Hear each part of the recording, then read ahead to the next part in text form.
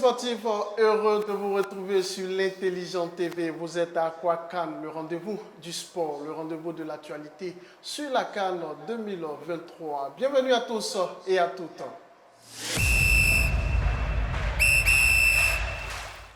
Au menu de ce troisième numéro, le groupe à la loupe fera un zoom sur le groupe D. Avec Cécile Mobio, nous aurons les échos de la CAN. L'Aqua-Découverte nous conduira dans la ville de Bouaké. La préparation des éléphants constituera le point majeur de ce rendez-vous aujourd'hui pour ce troisième numéro. Et pour en parler, j'ai en plateau un ancien international ivoirien. Il a fait les beaux jours de la sélection en Côte d'Ivoire. 3 CAN, une Coupe du Monde. Il est président de club, également président d'un mouvement qui soutient la CAN. Je parle de Kone Aruna. Bonsoir Kone, à quoi bas du moins? Merci, bonsoir Ange. Alors comment tu vas? Super bien. Alors président de club, aujourd'hui président de mouvement. Ça fait trop de casquettes. Hein? Ouais. Non, mais ce mouvement-là, ça a été créé juste pour soutenir le COCAN. Après, le mouvement va disparaître. Mais je suis quand même président de club et c'est ce qui est bon, la bonne casquette. D'accord. Avec toi, nous allons décortiquer l'actualité autour de la CAN et nous démarrons maintenant avec le groupe à la loupe.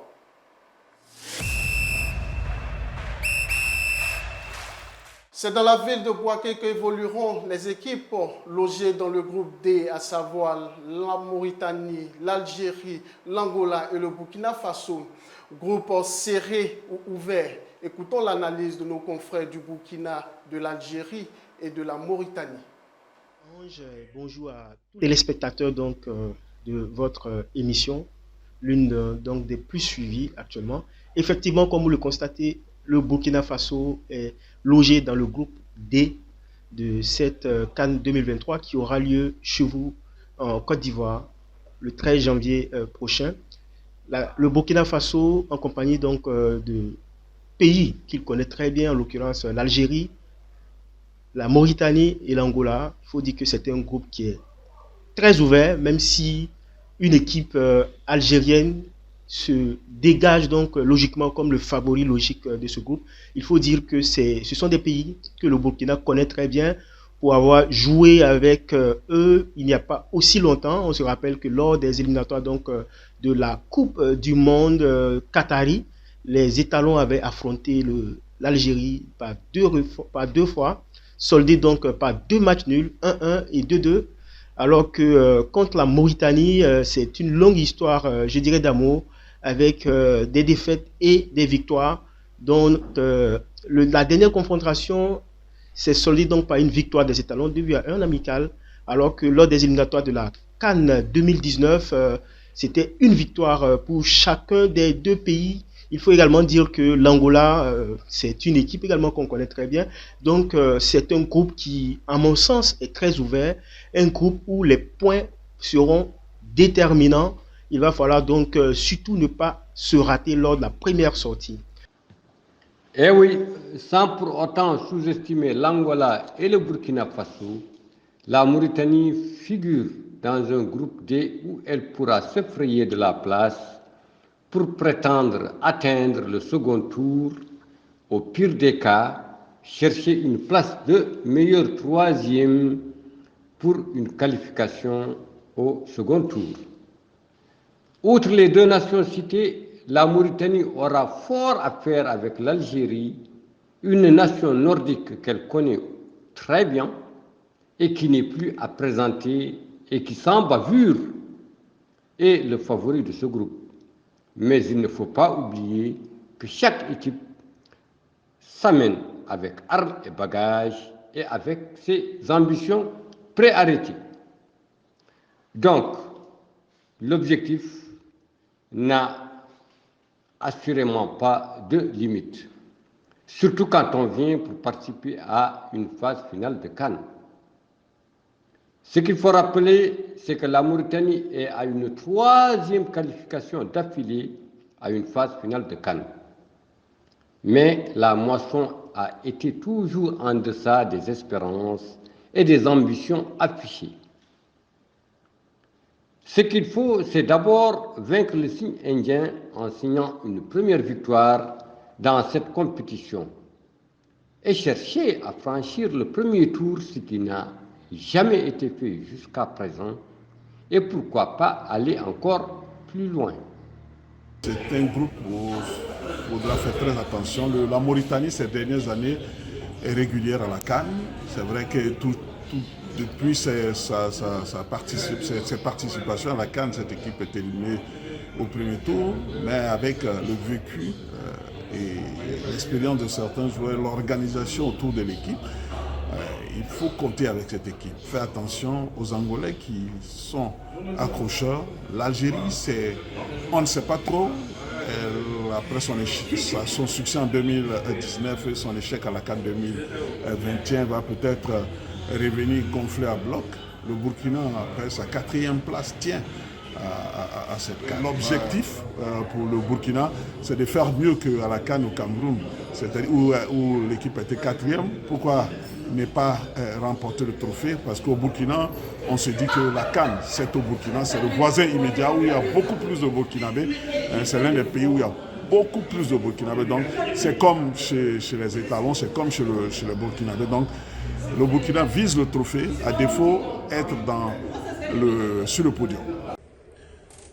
Bonsoir Ange et bonsoir à l'ensemble aux téléspectateurs et bonsoir aux amis et frères ivoiriens où qu'ils soient. Très heureux d'être parmi vous ce soir pour débriefer un peu ce groupe D de la CAN et la compétition en elle-même. Concernant le groupe D dans lequel notre sélection nationale est versée en compagnie de la Mauritanie, de l'Angola et du Burkina Faso, je pense que c'est un groupe a priori abordable, mais dans lequel il va falloir faire très attention comme dans toutes les compétitions. Puis, bien sûr que il y a de la difficulté, il y a ce traumatisme entre guillemets du Cameroun 2021, de cette CAN. Il y a de bonnes équipes en face. Le Burkina Faso, historiquement, a toujours posé problème à l'Algérie et on l'a vu lors de la dernière campagne des éliminatoires de la Coupe du Monde où à domicile, ça a été très très très difficile de venir à bout de cette équipe, de cette belle équipe, pour ensuite disputer les barrages face au Cameroun. Quant à l'Angola, pareil, c'est une équipe qui peut poser problème à la sélection algérienne. La Mauritanie, c'est, on va dire, le petit poussé du groupe peut-être, mais on sait aujourd'hui que cette notion de petite équipe ou de petite nation existe de moins en moins et on l'a vu sur la campagne des éliminatoires. Et le fait que ces équipes-là se retrouvent en phase finale, ça veut dire qu'il y a de la qualité, elles sont capables de créer beaucoup de problèmes, même aux plus grandes nations sur le papier. Donc je pense que c'est un groupe équilibré, abordable pour l'Algérie, à condition de faire très très attention et de se montrer, on va dire, sérieux et rigoureux. L'Algérie, officiellement, c'est le titre, mais si on arrive à accrocher le dernier carré, ça sera tout bénef pour cette nouvelle équipe. Merci à mes confrères du Burkina, de la Mauritanie et de l'Algérie. Alors, Président, comment vous analysez ce groupe D? Ce groupe D-là, je pense que, comme la majorité des poules, c'est l'Algérie qui est, comme tête d'affiche, le grand favori. Et après, il y a le Burkina. Mais quand même, quand on regarde un peu ces dernières CAN, et puis la progression de pas mal d'équipes telles que la Mauritanie, je pense que c'est une poule qui est un peu équilibrée et il faut se méfier de tout le monde. Et là, la Mauritanie a fait quoi? Ça fait la troisième CAN d'affilée. Donc, c'est des gens qui sont en train de gagner en maturité. Donc, il faut beaucoup se méfier. Mais je pense quand même que l'Algérie est le plus grand favori dans cette poule. Alors, au Cameroun, l'Algérie était donnée favori parce que champion en 2019, elle arrive éliminée au premier tour. L'Algérie était dans la poule de la Côte d'Ivoire Et encore, vous misez sur ce pays, cette équipe? Oui, il y a des équipes quand même dans quasiment toutes les CAN. Ces équipes-là seront vues comme des favoris, hein. Donc je pense que l'Algérie, c'est pas parce que l'Algérie est éliminée au premier tour d'une CAN qu'on va penser que et chaque match a ses réalités. Je pense quand même que cette équipe-là a une âme et elle peut garder quand même la tête du groupe. On a vu dans l'élément de notre confrère, il parlait d'équipe en reconstruction. Est-ce que cette équipe en reconstruction peut venir prétendre jouer les premiers rôles? Je pense qu'ils ont un ADN, les Maghrébins. C'est des gens qui ne lâchent rien. Et je pense que cette compétition-là, à chaque fois qu'une équipe maghrébienne arrive ici, c'est pour tout faire pour gagner la CAN. Et même si l'équipe est en reconstruction, ça va être difficile, mais je pense quand même qu'ils vont terminer premier dans cette poule. On a le Burkina, demi-finaliste de la CAN au Cameroun. Le Burkina qui a également joué une finale de Coupe d'Afrique. Et maintenant, comme le dit l'élément, ils vont jouer chez eux, ici en Côte d'Ivoire, surtout à Bouaké. Voilà. Alors, ils partent avec beaucoup de confiance. Hein. Oui, Burkina joue quasiment à domicile, hein. Il y a des équipes dans cette CAN qui joueront à domicile, le Burkina, le Mali, un peu aussi le Ghana, même la Guinée. Mais je pense que Burkina, avec la forte communauté burkinabé qui réside en Côte d'Ivoire, avec cette mobilisation, le Burkina peut tirer son épingle. Il peut même aller très loin dans cette compétition, vu qu'ils sont à côté. N'oublions pas que ces gens de compétition, il y a la mobilisation qui compte. Il y a le 12e homme qui compte, c'est-à-dire les supporters. S'ils se sont mobilisés derrière leur équipe nationale, je pense que le Burkina peut quand même aller très loin dans cette compétition. Alors, vous qui avez côtoyé le ballon rond, hein, quand on joue une finale de Coupe d'Afrique et quand on joue une demi-finale de Coupe d'Afrique et que l'on doit retourner à une autre compétition, on se dit naturellement que l'étape suivante, c'est quoi? L'étape suivante, c'est de gagner la compétition. Et je pense qu'actuellement, le fait que le Burkina ait joué déjà une finale, aujourd'hui, ce qui leur reste, c'est de remporter une fois ce trophée. Et cette CAN en Côte d'Ivoire, ils vont se dire quand même qu'ils ont une chance, parce que c'est comme si le Burkina aussi jouait à domicile, vu qu'il y a une forte communauté ici.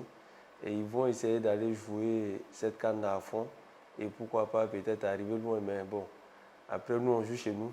Ce qui est sûr, nous on fera tout pour garder la coupe ici. Justement, on fera tout pour garder la coupe. Dans l'élément, nos confrères nous le montrent. Hein, le Burkina a été toujours cette bête noire de l'Algérie. Toujours. Donc c'est une poule qui sera plus ou moins compliquée. C'est vrai que l'Algérie, pour moi, l'Algérie, c'est l'équipe favorite. Mais les Burkinabés, ils ont toujours créé des problèmes. Même pas l'Algérie seulement, quand ils jouent contre les Maghrébins, ils créent toujours des problèmes aux équipes du Maghreb. Et je pense que si le Burkina arrive à être premier de cette poule, on peut penser que le Burkina va faire quand même un bon parcours et pourquoi pas aller jusqu'en finale. On a les Mourabitoun de la Mauritanie. Ils sont très modestes. Hein. 3 participations, ils n'ont gagné aucun match de CAN. Et puis cette fois-ci, comme le dit notre confrère, il faut au moins gagner d'abord le premier match et puis espérer passer le cap des 8e de finale. Oui, comme je le disais tantôt, le football, c'est la réalité sur le terrain. C'est du tic au tac. Le match ne se joue pas avant. Et aujourd'hui, la Mauritanie, ça fait la 3e fois consécutive. Et je pense que c'est aussi une équipe à ne pas négliger. Et cette équipe arrive en Côte d'Ivoire et chacun a son objectif. Hein. Il y a des équipes qui viennent directement pour dire que nous, on vient pour gagner la CAN. Mais il y a les équipes encore comme la Mauritanie qui peut-être veut vaincre le signe indien, c'est-à-dire gagner déjà un match et puis pourquoi pas passer au second tour. Mais je pense quand même qu'il ne faut pas négliger cette équipe-là parce que quand même, troisième participation consécutive, c'est que cette équipe a gagné plus ou moins en maturité, donc il faut vraiment faire attention. Alors, il faut beaucoup faire attention. Est-ce que la surprise pourrait venir et de l'Angola ou de la Mauritanie? La surprise, nous sommes au football. Pour moi, la surprise peut venir de la Mauritanie parce que c'est quand même une équipe qui est en train de monter. Et récemment, c'est une équipe aussi qui s'est montrée à domicile un peu une équipe imbattable. C'est-à-dire, quelques matchs que j'ai suivis de la Mauritanie, quand la Mauritanie joue en Mauritanie, c'est très compliqué. Et ça démontre que cette équipe est en train de monter en puissance.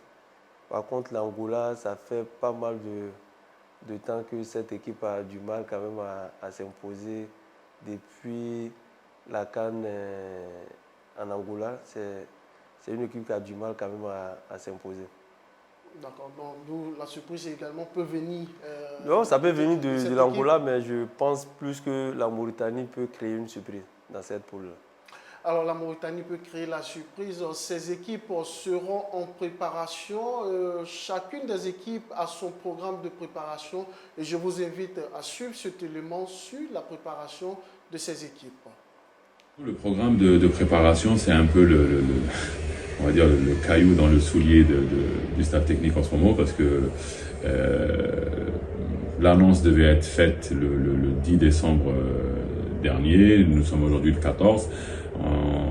Il n'y a rien eu sur ce niveau, si ce n'est qu'on sait que l'équipe va se regrouper au CTN, au Centre Technique National de Sidi Moussa, son camp de base ici à Alger, à partir du 25 décembre pour une petite dizaine de jours, un stage bloqué ici à Alger. Et par la suite, début de l'année, vers le 3-4 janvier, rejoindre une destination subsaharienne qui n'a pas été précisée, avec au minimum 2 matchs amicaux on va dire, au programme. Il y a des informations contradictoires mais qui n'ont pas été encore officialisées par la Fédération algérienne de football ni le staff autour du point de chute qui pourrait être le Ghana, la Guinée équatoriale ou la... Les talons vont se préparer à Abu Dhabi. À partir du 28, ils vont quitter Ouagadougou pour ceux qui sont là et les autres vont les rejoindre à Abu Dhabi pour jouer 2 matchs amicaux. Ce qui est sûr, il y a un match contre la Guinée. On attend la confirmation de la deuxième équipe. Donc la préparation des étalons, il faut dire qu'elle va démarrer le 28 décembre du côté donc d'Abu Dhabi, donc aux Émirats Arabes Unis. Il faut dire que la liste devrait donc tomber à cet effet entre le 15 et le 16 de ce mois, donc décembre. Et ensuite, les étalons s'envoleront pour Abu Dhabi, je l'avais dit tout à l'heure, pour leur stage de préparation. Il est prévu des matchs amicaux sur place, mais il faut dire que les matchs amicaux seront en fonction donc, des pays qui choisiront également cette destination pour leur préparation. Il est même prévu un mini-tournoi entre 3 ou 4 pays pour préparer cette compétition. Pour ce qui est de la préparation, les Mourabitoun débuteront un stage préparatoire de 11 jours à partir du 31 décembre prochain et qui sera ponctué par 2 matchs amicaux. Donc les poulains d'Amir Abdou affûteront leurs armes en Tunisie et affronteront d'abord les Aigles de Carthage le 6 janvier 2024 et la Namibie ensuite le 10 janvier, probablement à Rades, mais toujours en Tunisie, avant de s'envoler le 11 janvier prochain pour la Côte d'Ivoire et plus précisément à Bouaké où l'équipe sera logée. Alors, Aruna Kone, on vient de voir le plan de travail de ces équipes-là. Alors, qu'est-ce que cela vous inspire? Non, ça prouve que les équipes sont en train de se préparer. J'ai entendu déjà que l'Algérie, déjà le 25, il y a un premier stage qui s'organise et ainsi de suite. C'est pour vous dire que toutes les équipes sont en train de s'apprêter. Et les équipes comme l'Algérie, par exemple, cette équipe-là viendra en Côte d'Ivoire pour essayer de gagner la CAN. Donc voilà pourquoi ces équipes-là essaient. Je pense qu'il n'y a pas beaucoup d'équipes quand même qui vont reprendre un peu tôt comme l'Algérie. 25 décembre, c'est un peu tôt, mais ça prouve que l'Algérie a les ambitions de pouvoir venir peut-être gagner la CAN ici. Relativement aux autres qui sont quand même dans le timing, c'est-à-dire 12 jours de préparation. Je pense que toutes les autres équipes vont jouer sur ça, 12 au maxi, peut-être 14 jours. Ceux qui vont au-delà, c'est peut-être ceux qui n'ont pas trop de professionnels. Sinon, c'est difficile quand même d'avoir les professionnels à 2 semaines, 3 semaines de la CAN, c'est très compliqué. Alors, on a vu dans l'élément également 2 matchs amicaux par équipe. L'importance, est-ce que vous pouvez nous dire l'importance des matchs amicaux de préparation? C'est important parce que vous venez jouer une compétition et c'est aussi le moment pour l'entraîneur de pouvoir aussi revoir son système de jeu. C'est aussi le moment pour l'entraîneur aussi de permettre à certains joueurs qui n'ont pas eu le temps de voir, de les voir peut-être sur ces 2 matchs-là et puis se faire peut-être une idée de son équipe type qui va peut-être jouer la CAN. Et c'est aussi le moment aussi pour l'entraîneur de mettre peut-être des joueurs qui n'ont pas eu de temps de jouer en club, d'essayer de les mettre un peu en compétition et puis qui se mettent déjà dans le bain de la compétition. Et 2 matchs de préparation, je pense que c'est ce qui est normal et ça va permettre aux équipes d'être prêtes pour venir jouer cette compétition. Il y a aussi le lieu de la préparation. Abu Dhabi pour le Burkina, l'Algérie restera sur place. Le lieu de la préparation... Non, le lieu compte, hein, ça compte. Nous, je sais aussi que quelquefois nous sommes allés à Abu Dhabi en préparation parce qu'il y a pas mal d'équipes qui choisissent des pays comme ça. Là, déjà, il y a le fait du climat parce qu'il fait très chaud là-bas. Déjà, les équipes là vont s'acclimater. Et puis, la deuxième chose, c'est que les équipes à cette période ont besoin de concentration. Donc, on n'a pas besoin qu'on soit peut-être distrait. Et c'est pourquoi il y a pas mal d'équipes qui choisissent d'aller très loin de leur pays natal et aller bien se préparer et puis revenir en pleine forme. D'accord. Alors, je rappelle que ce groupe D évoluera au stade de la Paix de Boaké. Le premier match de ce groupe est prévu pour le 15 janvier 2025 avec l'opposition Algérie-Angola et ensuite le 16 janvier 2024, on aura l'opposition Burkina-Mauritanie.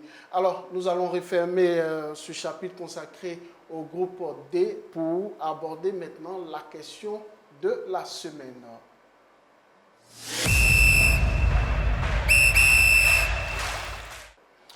Du 2 au 6 janvier 2024, les éléphants seront en préparation du côté de San Pedro avec en ligne de mire une opposition.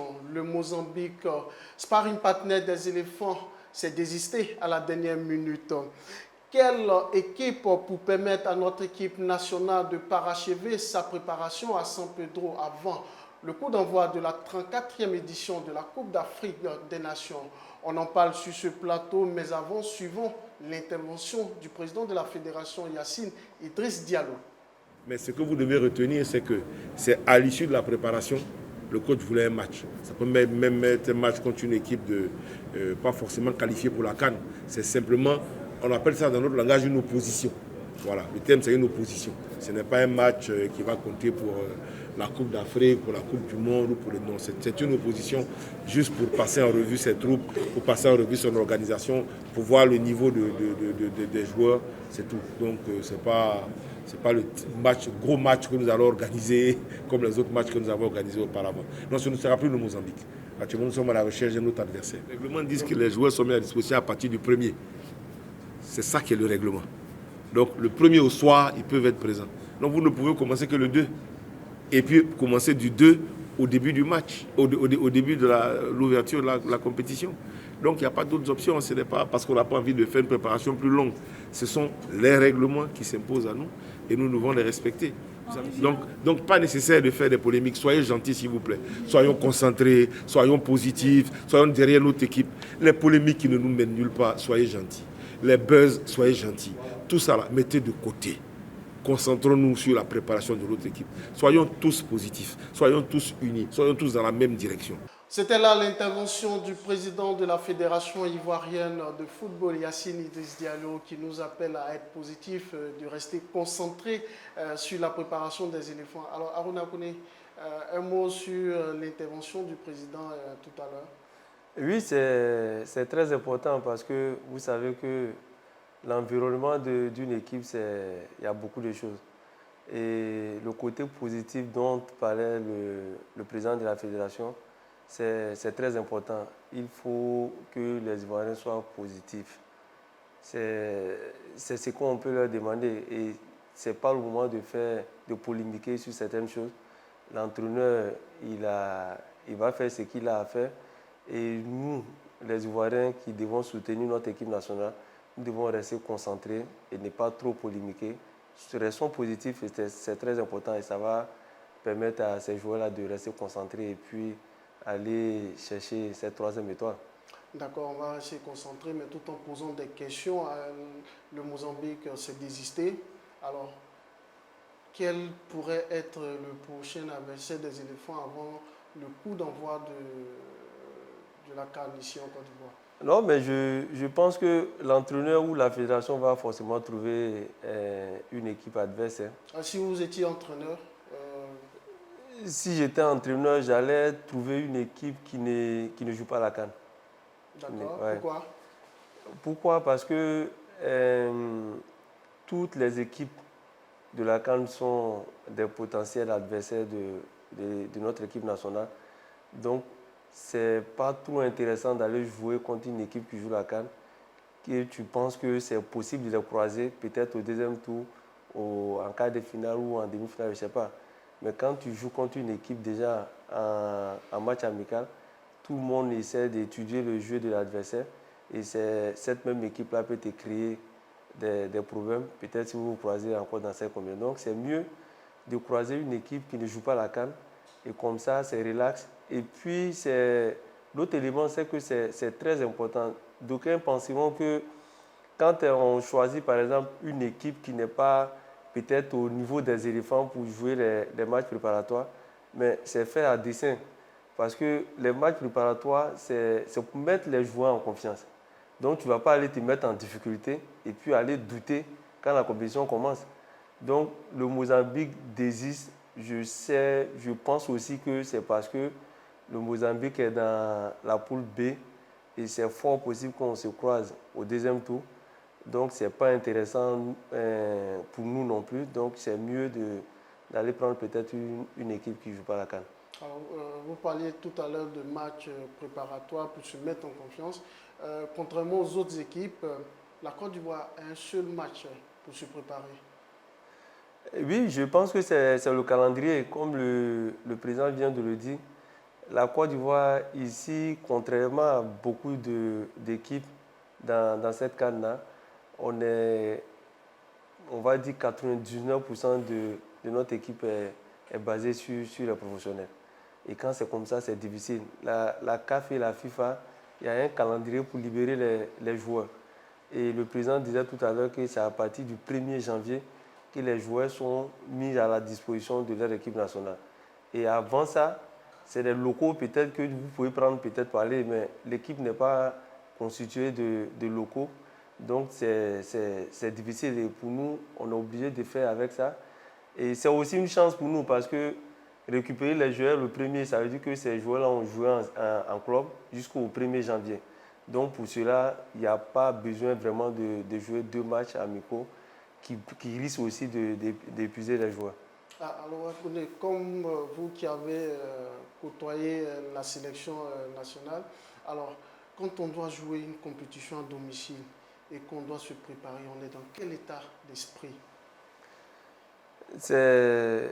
L'état d'esprit en ce moment-là, c'est 2 fois plus de concentration parce qu'on sait aussi que de la manière les populations seront derrière l'équipe nationale pour les soutenir, c'est de cette même manière-là que si vous ne jouez pas bien, les gens peuvent vous critiquer. Et quand c'est comme ça, c'est pourquoi c'est toujours bien pour une équipe, quand une équipe se sent toujours bien quand tu joues à l'extérieur. Parce que là, tu joues sans pression. Mais à domicile, la pression est 2 fois plus. Et la pression, ça peut être une pression positive comme négative.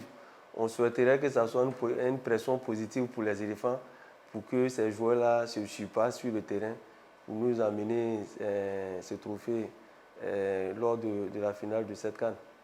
Alors, la condition, on doit vous demander de nous proposer votre liste de joueurs retenus pour cette compétition. C'est compliqué, hein.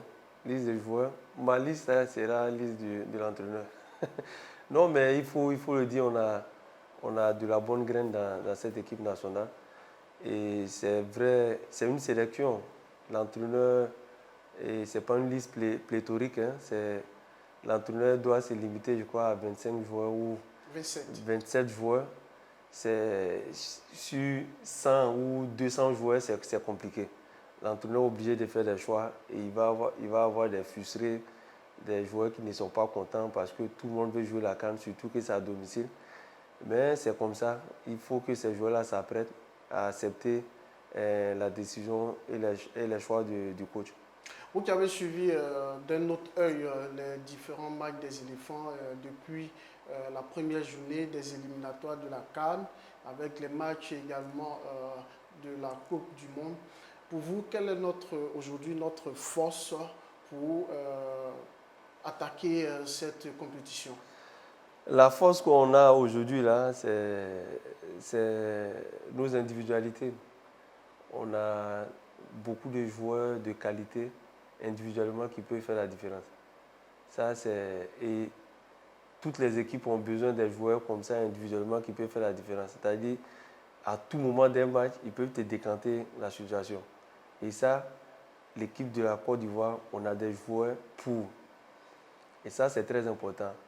Par contre, la seule chose qu'on doit travailler plus, c'est le collectif. C'est le collectif. Il faut que chacun se batte pour son collègue. Chaque joueur se mette à disposition du collectif. Et c'est ce que l'entraîneur doit travailler beaucoup plus. Sinon, les qualités, on en a. Des joueurs de qualité, il y en a beaucoup dans cette équipe-là. Et ce petit côté collectif-là, si on a ça, je pense que la CAN va rester ici en Côte d'Ivoire. Je vais prendre secteur par secteur. Est-ce qu'au niveau de la défense, aujourd'hui, vous qui étiez un attaquant, est-ce qu'au niveau de notre défense, est-ce qu'on a su? Oui, l'entraîneur a su stabiliser cette équipe-là. J'ai vu quand même les derniers matchs de notre sélection. Depuis le match même contre Mali, monté, après Mali, il y a eu Maroc et puis l'Afrique du Sud. Là, il y a eu le Seychelles. Et avec ces quelques matchs-là, j'ai vu quand même que la défense s'est stabilisée. Et pour moi, on a beaucoup de très bons joueurs même en défense et qui sont interchangeables, hein. À un moment donné, on se posait la question, mais si les baillis ne sont pas là, comment les jeunes là vont se comporter et tout. Et on a vu que le 9-0 contre le Seychelles, les gens vont penser que c'est une équipe faible. Il n'y a pas d'équipe faible. C'est parce que les éléphants ont été au-dessus de cette équipe-là qu'on a pu marquer les 9 buts. Sinon, on n'a pas joué face à des piquets pour dire qu'on nous a laissé marquer. Ils ont joué, ils ont fait ce qu'ils devaient faire, mais les éléphants ont été forts ces jours-là. Donc pour moi, dans tous les compartiments, nous avons les éléments aujourd'hui là qui peuvent nous rassurer. Alors, vous avez parlé tout à l'heure d'Eric Bailly qui n'était pas là. Est-ce qu'aujourd'hui on peut se permettre d'aller à la CAN sans Eric Bailly? En tout cas, pour moi, c'est un joueur avec beaucoup d'expérience. Il était là en 2015 et c'est des joueurs qui peuvent toujours apporter. C'est vrai que... Et puis là, il joue en club, hein. Il est en Turquie, il joue en club. Et ces dernières sélections-là, il n'a pas été là parce qu'il avait des difficultés et tout. Mais pour moi, c'est des joueurs quand même qui restent, qui peuvent nous apporter parce que dans un groupe, on a besoin d'un peu de tout. Vous avez besoin des joueurs expérimentés qui ont un vécu, qui peuvent canaliser les jeunes. Vous avez besoin des jeunes aussi qui ont beaucoup d'énergie à dépenser sur le terrain. Donc, c'est tout ce mélange-là qui forme un bon groupe. Sinon, aujourd'hui, là, en tout cas, le groupe qu'on a, c'est un groupe interchangeable. On peut s'en passer de tout le monde. Et pour moi, c'est ce qui est bien. Et ça, c'est ce qui fait la particularité de cette équipe maintenant. Merci beaucoup Aruna Kone de vous être prononcé sur l'équipe nationale. Alors, la CAN, c'est le foot. La CAN en Côte d'Ivoire, c'est la découverte des sites touristiques. Et aujourd'hui, nous vous conduisons dans la ville de Bouaké pour découvrir ceci.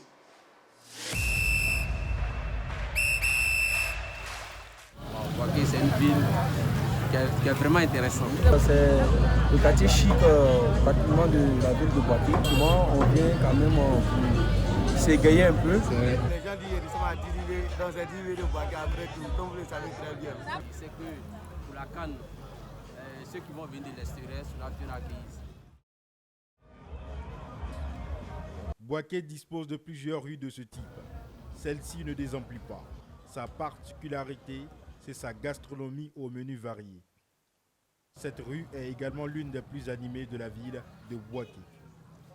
Elle est baptisée le poulet chaud. Nous sommes au quartier commerce.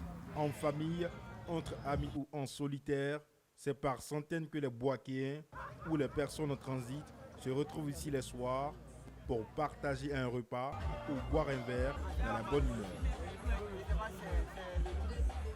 Alors, je suis venu acheter le poulet. J'ai l'habitude d'acheter mon poulet ici parce que le monsieur fait bien le poulet. Voilà, donc c'est ce qui me motive à chaque fois à venir. Bouaké, c'est une ville qui est vraiment intéressante. Donc, on invite tout le monde à venir. Je sais que pour la CAN, ceux qui vont venir de l'extérieur sont bien accueillis. S'amuser un peu avec la famille. Voilà, c'est pourquoi nous sommes là. Justement, comme je l'ai dit, c'est le quartier commerce, c'est le quartier chic pratiquement de la ville de Bouaké. Donc souvent, on vient quand même pour s'égayer un peu. Voilà, c'est pourquoi nous sommes là. Je propose à nos visiteurs, à nos hôtes, arriver à Bouaké, qui visitent un peu le poulet chaud. Parce qu'en Côte d'Ivoire, c'est l'un des points assez bouillants à Bouaké. Donc je les invite à venir visiter le poulet chaud. Ici il y a la bonne nourriture et puis l'accueil est tranquille, on est en sécurité ici. Ici là c'est la base. Si tu veux bien manger en tout cas la venir. Ça suffit au commerce. Dans la rue du poulet chaud, ils peuvent venir manger ici. En tout cas ils ne vont pas être déçus. Plus loin, dans la même rue, l'ambiance est encore plus électrique. Ici, on ne mange pas, on boit et on papote autour des sujets de la CAN 2023. Une compétition pour laquelle de nombreux visiteurs sont annoncés. Si vous voulez chercher un coin où vous divertir, soit peut-être changer d'air, il faut choisir le maquis London parce qu'ici c'est le meilleur. Voilà, le personnel est très accueillant et puis tout va bien ici. C'est waouh. Nous sommes arrivés dans cette ville de Bouaké après tout, comme vous le savez très bien. En tout cas, si tu viens, tu fréquentes les points de valeur en fait. Voilà, il y a des points où les brochures ils font par là, et nous ici, il n'y a pas ça. La ville de Bouaké après tout. La sécurité est garantie en premier lieu. Et pour le logement, je compte que c'est carrément garanti aussi. Il n'y a pas de problème à cela. Bouaké est une ville dont les soirées sont animées. Entre maquis, terrasses, bars et autres lieux de distraction, les touristes auront l'embarras du choix. C'était un reportage réalisé par Jean-Hubert Kofo qui était de passage à Bouaké. Alors, Aruna Kone, vous qui sillonnez un peu les villes de la Côte d'Ivoire avec votre mouvement, cet endroit, ça vous parle? Oui, ça me dit quelque chose. Tout à l'heure, j'ai rigolé parce que pour l'installation de la coordination de Bouaké, la coordination Mascocan à Bouaké, nous avons passé 2 nuits à Bouaké. Et cet endroit me dit quelque chose parce que quand tu arrives à Bouaké, c'est les endroits que les gens, les Bouakois conseillent. Et nous sommes allés dans cet endroit-là, Bouaké Baïnat.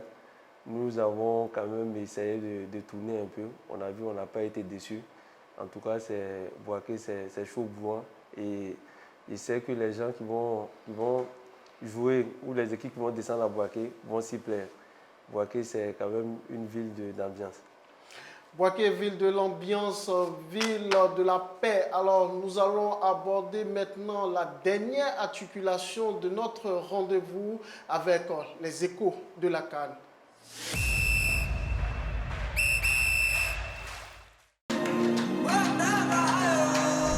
Démarrons ces news avec la CAF qui décerne un prix au président de la République, Alassane Ouattara. Le président de la République, Alassane Ouattara, a reçu un prix pour sa contribution exceptionnelle au développement et la croissance du football en Côte d'Ivoire et sur le continent africain. Ce prix a été réceptionné par le ministre délégué auprès du Premier ministre, ministre des Sports et du Cadre de vie, Adjé Silas Mech, lors des awards de la Confédération africaine de football le lundi 11 décembre 2023 à Marrakech, au Maroc. Le Premier ministre mobilise les forces vives autour de la CAN. Mobiliser toutes les forces vives autour de la 34e édition de la Coupe d'Afrique des Nations 2023, prévue du 13 janvier au 11 février 2024. Tel est l'objectif du Premier ministre, ministre des Sports et du Cadre de vie, Robert Begré-Mombé. Pour ce faire, le chef du gouvernement a initié une série de rencontres avec plusieurs secteurs d'activité. Le vendredi 8 décembre 2023, à l'hôtel du district à Abidjan Plateau. Cette série de rencontres a démarré avec les gloires du sport en Côte d'Ivoire.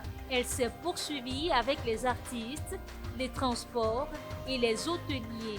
À chacune des forces vives, le Premier ministre a confié la mission de mobiliser les Ivoiriens pour la réussite de la CAN en Côte d'Ivoire. Bien avant, les gloires du sport, les artistes, le chef du gouvernement a échangé avec les guides religieux. La billetterie physique ouverte, les 13 points de vente connus. Les billets physiques pour la Coupe d'Afrique des Nations 2023 en Côte d'Ivoire sont disponibles depuis le mercredi 13 décembre. 13 points de vente pilotes sont ouverts selon le COCAN. À terme, le réseau s'étendra à 59 points de vente. À Bouaké, 3 endroits ont été désignés, notamment le centre Jacques Aka, l'Oriental et la préfecture de région. À Cocody, le Plis Palmeraie sera le point de vente central, tandis que Korogo aura 2 sites de vente, à savoir la direction des sports et la sous-préfecture. D'autres points de vente sont répartis à travers le pays, tels que l'agence La Poste à Port-Boué, Place Marcory, Sportquête Privilège, la direction des sports à San Pedro, la Fondation Félix Houphouët-Boigny et la sous-préfecture à Yamoussoukro. Et enfin, l'agence La Poste à Yopougon-Siporex. Les funérailles Senoufo suspendues à Korogo jusqu'au 15 février. Les funérailles Senoufo suspendues à Korogo jusqu'au 15 février. En raison de la Coupe d'Afrique des Nations, les funérailles traditionnelles Senoufo seront suspendues à partir du 1er janvier au 15 février 2024 dans la région du Koro, dans le nord de la Côte d'Ivoire. Concernant les mariages, les cortèges avec tapage sont interdits, a annoncé le mercredi 13 décembre 2023 le chef de canton de Korogo, Sa Majesté Issa Coulibaly, dans un communiqué. Korogo va accueillir les matchs du groupe E de la CAN que comprend la Tunisie, le Mali, l'Afrique du Sud et la Namibie. C'était les échos de la CAN. Rendez-vous est pris pour le vendredi prochain. Merci à Cécile Moubio pour ces échos de la CAN. Alors, Aruna Kone, vous étiez à la cérémonie de mobilisation des acteurs du sport par le Premier ministre. Oui, j'y étais. J'ai été convoqué par le ministre délégué des Sports qui m'a envoyé l'invitation que le Premier ministre devrait recevoir les anciens joueurs pour sonner la mobilisation. Donc j'y étais et en tout cas, ce que je retiens, c'est que le Premier ministre nous met en mission pour aller croiser les populations et puis mener des actions pour pouvoir mobiliser les Ivoiriens autour de cette CAN pour que ça soit une réussite. Donc nous, dans ce sens-là, on est déjà sur le terrain, ça fait pas mal de temps. C'est comme ça que j'ai pu mettre mon mouvement en place pour pouvoir déjà commencer. Le mouvement, c'est Mass Kokan. Mass Le mouvement Aruna Kone soutient le Kokan. Alors, c'est quoi le but de ce mouvement? Le but, c'est d'abord de soutenir le Kokan, le but général. Après, nos objectifs spécifiques sont la sensibilisation à l'esprit fair play et au civisme et à la mobilisation des populations. Et puis après, il y a la salubrité et puis le maintien de l'hygiène dans les salles d'eau. Et tout ça, ça fait partie de nos objectifs spécifiques parce que quand on parle de la réussite de la CAN, il y a tout ça qui fait partie. Et pour nous, c'est très important de mobiliser les gens mais en les sensibilisant.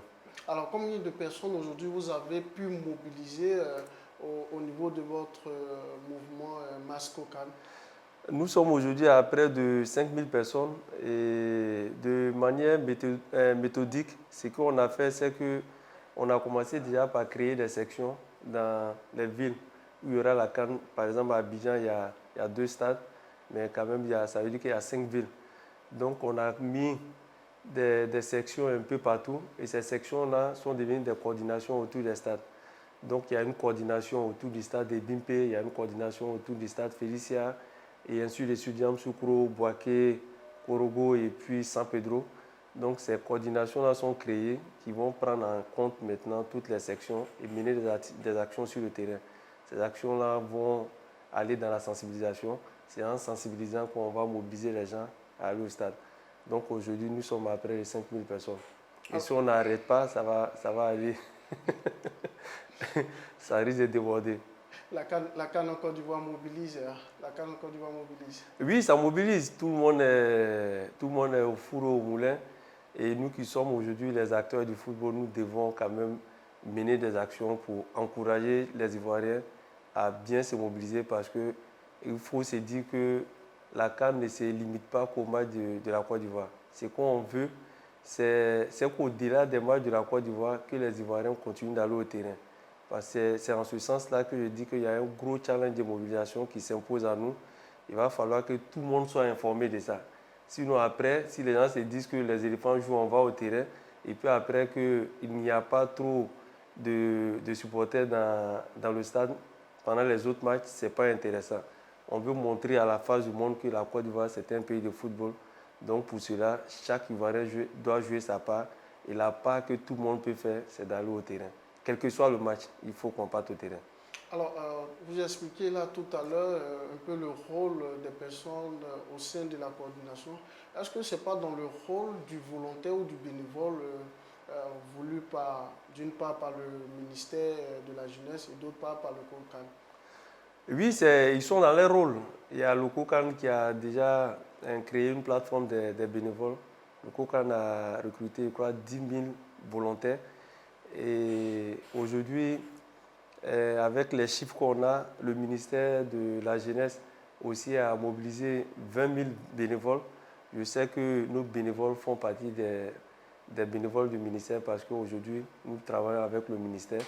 Donc pour nous, il faut que chacun de nous fasse quelque chose. Ce n'est pas parce que le COCAN a 10 000 volontaires que le ministère va avoir 20 000 bénévoles qu'on doit s'arrêter là. Non, il faut qu'on continue la mobilisation parce que dans le stade, Bimpe Seul fait 60 000 places.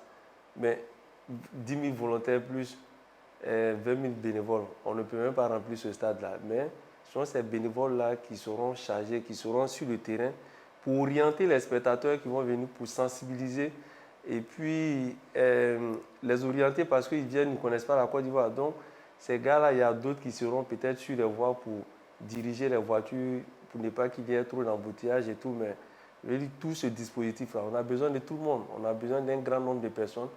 Mais si le ministère prend 20 000, c'est pour dire que le ministère pense qu'avec les 20 000, ça peut aller. Le COCAN a 10 000 volontaires. Le COCAN pense aussi qu'avec ces 10 000, ça peut aller. Mais nous, à côté, on s'est dit que tant qu'il y a plus de bénévoles, ça peut aller et ça va faire de telle sorte que la CAN soit une réussite. Aujourd'hui, quels sont vos rapports avec le COCAN? Bon, on va dans la même direction. Hein. Nous, déjà, ce mouvement a été créé pour soutenir le COCAN dans l'organisation de la CAN. Donc, pour le moment, on n'a pas encore été reçu par le président du COCAN et nous attendons. Et lors de notre rencontre avec le Premier ministre, on a fait cas de notre mouvement au Premier ministre et le Premier ministre a instruit le président du COCAN, de nous recevoir et d'échanger pour qu'ensemble, nous essayons de nous organiser au mieux pour accueillir les spectateurs qui viendront regarder la CAN ici en Côte d'Ivoire. Et pour cela, déjà, nous, on a déjà commencé à former nos bénévoles le 18 prochain, lundi prochain, en partenariat avec OIM, Organisation internationale pour les migrations, et aussi avec l'appui technique du ministère de la Jeunesse. Nous avons organisé un atelier de formation de renforcement des capacités de nos présidents de section et de coordination. Parce que ce sont ces présidents-là qui vont retourner dans leurs différentes sections et coordinations pour aller faire une restitution de ce qu'ils ont appris. Et c'est comme ça qu'après, les sections vont se déployer maintenant dans la ville pour aller maintenant sensibiliser les gens pour que tout le monde comprenne l'esprit fair play et que tout le monde aussi soit dans cette logique de la CAN de l'hospitalité, qu'on soit hospitalier envers nos hôtes qui arrivent ici en Côte d'Ivoire. Alors, aujourd'hui, quel est le plan mis en place par vos bénévoles, je vais le dire ainsi, pour être beaucoup proactifs pendant la compétition? Le plan qu'on a mis en place, c'est que nos bénévoles vont se déployer autour des terrains, autour des stades, pour pouvoir aider les étrangers qui viendront, qui ne maîtrisent pas. Un étranger peut venir pour dire que j'ai un ticket, c'est porte B, c'est porte C. On sera là pour les orienter. Après le match, on va aussi les accompagner. Peut-être qu'il y a d'autres qui ne connaissent pas les gars de taxi ou des baka et autres. On va les orienter, les aider à partir, à rentrer tranquillement chez eux. Mais au-delà de ça, il y a un groupe qu'on fera tout pour qu'un groupe soit à l'intérieur du stade pour continuer la sensibilisation. Parce que quand on parle de l'esprit fair play, il faut que les gens comprennent. Esprit fair play, nous devons être fair play parce que le sport, c'est 3 résultats. C'est une victoire, une défaite, un match nul. Mais si on n'est pas préparé à ça, quand on arrive au terrain, que l'équipe perd, on peut se permettre d'injurer les joueurs, d'insulter les arbitres, ou même au pire, même commencer à jeter les bouteilles. Et ça, ce n'est pas joli à voir, ce n'est pas intéressant. C'est pourquoi la sensibilisation va continuer à l'enceinte du terrain. Et après le match, on va se mettre avec les bénévoles du COCAN à nettoyer le stade. Et là, ça sera une action de salubrité pour qu'après un match, le stade soit nickel et que tout le monde retourne à la maison, que le stade soit de nouveau prêt à accueillir un match le lendemain. Alors, on a vu dans les échos la vente de la billetterie physique qui est mise à disposition du public et on a vu également l'engouement autour de cette vente de billets physiques-là. Un mot, quand tu es joueur et que tu vois cet engouement de ta nation ici, c'est quoi? Tu te dis quoi? Moi, ça me donne la chair de poule parce que je pense que ces images-là, nos jeunes frères, c'est-à-dire les éléphants, ils vont voir ces images-là, ils sauront que les Ivoiriens sont mobilisés. Comme on le dit dans notre jargon, ils sont prêts. Les Ivoiriens seront prêts à les attendre ici. Et une mobilisation autour déjà des tickets, pour avoir un ticket. Aujourd'hui, j'ai vu une image où il y a quelqu'un qui allait acheter un ticket, mais qui était tellement content, comme s'il avait gagné, peut-être il avait eu son bac. Mais c'est pour vous dire que les Ivoiriens sont aujourd'hui là, nous sommes mobilisés et nous attendons. Et on veut montrer à tout le monde que la Côte d'Ivoire, c'est la Côte d'Ivoire. C'est-à-dire quand on veut organiser quelque chose, on l'organise bien. Et c'est ce qui va se faire. En tout cas, on attend en tout cas tous les étrangers, ils viendront en Côte d'Ivoire et ils verront que les Ivoiriens feront tout pour que cette CAN se passe très bien et que ça sera une période de fête et que la fête va en tout cas bien se passer parce que en Côte d'Ivoire, quand on parle d'ambiance, on parle de fête, la capitale c'est la Côte d'Ivoire. Merci beaucoup Aruna. Notre émission tire progressivement à sa fin. Alors, je vais vous laisser un dernier mot de la fin pour parler et de l'équipe nationale et puis également de votre mouvement Mass Kokan. Non, je vais lancer un appel seulement peut-être aux structures privées parce que quand la CAN c'est une affaire de tous les Ivoiriens, hein. C'est vrai qu'aujourd'hui là, on demande aux Ivoiriens d'aller au terrain, mais nous on a mobilisé des bénévoles qui vont mener des actions relativement à la CAN et on a besoin de soutien. Et on appelle toutes les structures privées, même les mécènes qui veulent faire des dons. C'est des dons peut-être en ticket de match qu'on va donner aux bénévoles pour aller au terrain. C'est important. Tout ça, c'est l'image de la Côte d'Ivoire. Donc, on a quand même nos contacts sur notre page officielle, Mass Kokan, Facebook. Toutes les informations sont dessus. Donc, tous ceux qui veulent se joindre à nous, peut-être pour communiquer aussi autour de la CAN, ils peuvent nous utiliser parce que quand même avec 5000 bénévoles, on peut faire une communication. Et pour moi, je demande à tous les Ivoiriens de rester mobilisés parce que la CAN, c'est chez nous et cette coupe doit rester en Côte d'Ivoire. Et soyons mobilisés et soyons positifs, comme le président de la fédération a dit. Et avec cet esprit positif-là, on pourra remporter cette CAN et puis avoir une 3e étoile sur notre maillot. Alors, Arouna Koné, merci d'être passé sur le plateau d'Aquacan pour ce 3e numéro. Alors, chers téléspectateurs et téléspectatrices, c'est ici que prend fin ce 3e numéro de votre émission Aquacan. J'ai été ravi d'être en votre agréable compagnie. Rendez-vous vendredi prochain, même heure. Au revoir.